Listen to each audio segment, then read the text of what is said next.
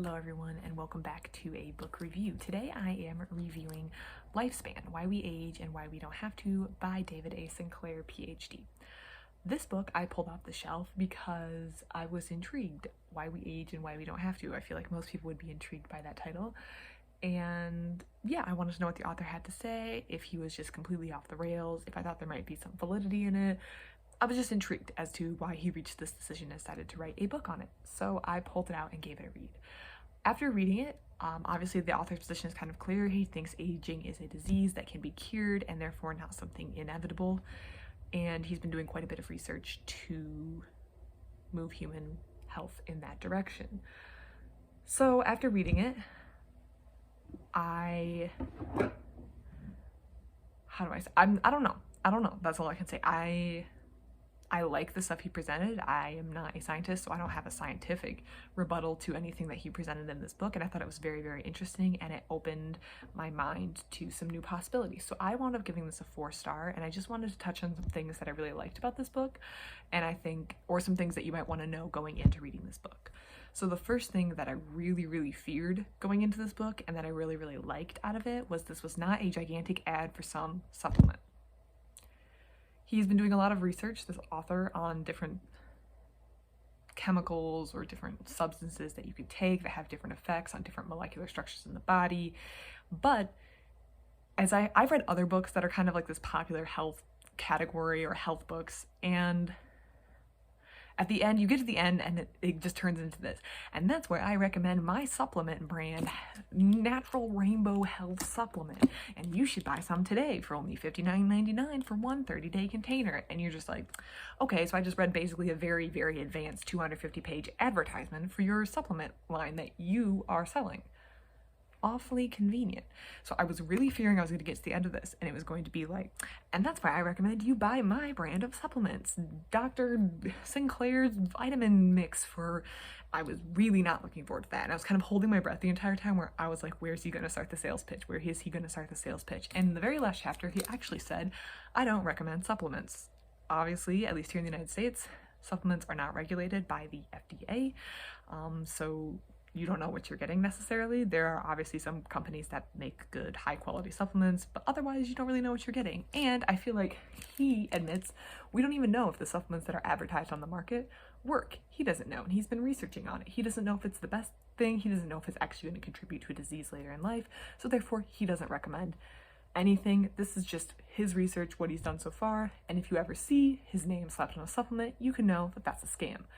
Which, for someone who has been suckered into reading a lot of these books that wound up being just a long sales pitch for the author's own vitamins, I really liked. This is not an advertisement for his health program. This is not an advertisement for his video course or his online program or his exercise routine or his diet or his vitamins or his pills or his program or his treatment center or anything. So if you looked at this title and thought this is just gonna be one long advertisement for something, this actually wasn't, and I was very, very surprised because I was pretty sure that's what this was going to be, and that would have given it an immediate like 1 or 2 star. I don't know how you can be unbiased when you're selling your own vitamin line and then writing a book about it. That just seems like a conflict of interest to me. So the first thing I want to say is if that was a fear you had about this book, rest easy. That's not what this book is about. The second thing I want to touch on is, well, this book is written for more of a lay audience. It does assume you have some level of comfortability. I don't even know if that's a real word. You're comfortable with maybe high school level biology, very comfortable with it. So make sure you have that level, or if you don't, I don't want to discourage anyone from reading this, but you may have to pause and look some things up. No shame in that. Just be aware that the author is kind of assuming you have a level of comfortable knowledge with some of the stuff they talked about, particularly DNA or maybe cell biology. He does review the concepts, but he kind of moves fast through the reviews, so you might have to slow down if they're a concept that you don't remember or aren't familiar with, or it's from a class that you didn't take. Another thing that I liked about this book is the author's own skepticism kind of mixed in, where he presents a result but says we don't know it. He presents a result but says we didn't publish the result because there were doubts about this. Or when he gives samples, he says, well, obviously this is just one person's anecdotal experience, so we can't draw any real scientific conclusions about that. And I feel like he's very honest throughout the book about what we can and can't draw conclusions about, and where parallels can be made between the research done in the lab and human life. So I thought that was very, very good, and I liked that he kind of led to a healthy amount of skepticism. Another thing that I liked about this book, and that I didn't know if he was going to touch on, was he talks about the consequences of his actions. So if we do expand the human lifespan, what is going to have to change in human society? So he talks about things like retirement age. Would retirement age change? Would job seeking or employers have to change hiring habits? What about age discrimination that already occurs? Health, how we treat people who are older, how would we need to do that? Overpopulation, resource usage. There's a lot of things that he covers in here that was very interesting, and it's in the back of the book. So after you kind of read about why and how he thinks human lifespan can be expanded or made to last longer and we can be healthier for longer, he then talks about some of the goods and the bads that can come out of this. So I think that was a very nice touch that I didn't expect, that I really, really appreciated out of this book.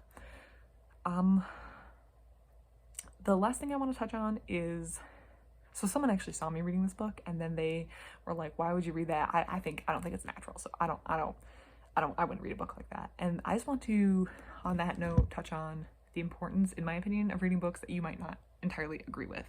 Obviously, if you think a book is way out of line and completely inappropriate, feel free to return it to the library, which is also why I like a library, because if I read a book and I find out that I really morally disagree with an author, I didn't financially support that author. I can return the book to the library and I can be on with my day. However, I think there's room in people who read nonfiction to also read books that they disagree with. I think it's a very healthy thing to do. It's a healthy way to just expand your mindset and not get caught in kind of an echo chamber where you're hearing and reading the same things over and over and over that just reinforce your pre-existing conditions and ideas. I feel like we can get stuck in a mindset where what we know or what we grew up with is all we know, and then we never expand out of that because we're not willing to read something that might make us uncomfortable. I don't really know if this guy's correct. I don't really know if it's necessarily a good thing. I have my personal theories. I'm not really going to share them. But I don't think there's anything wrong in reading a book that you think you might disagree with, especially when it's a well-done book and not just a sales pitch for someone's vitamins. I can totally understand if you don't want to read a sales pitch for someone's vitamins. That's fair. If you don't want to read that, you don't want to read that. But this is almost a very level, even-handed approach to the science that's out there on lifespan and aging and some of the theories about aging and the way that the medical profession approaches aging and maybe some of the problems with that and some of the things we can do about it. And I think it's worth picking up and reading, even if you look at this title and think, I don't really know if I agree with aging or stopping aging, or I think that the human lifespan is where it should be. And I have very good proof or reason to believe that. I think reading a book that you disagree with can be a very good mental exercise. And even if at the end of the book your opinion hasn't changed, you've at least exposed yourself to another opinion, and maybe then you can better support your own opinion. So I really recommend, this is just in general, not necessarily about this book. If you don't want to read this book, that's fine. I'm not going to be personally offended. I just wanted to take this opportunity to point out, I think it's very good to read books that you don't necessarily agree with, or that you might read and be like, not sure I agreed with everything in that book.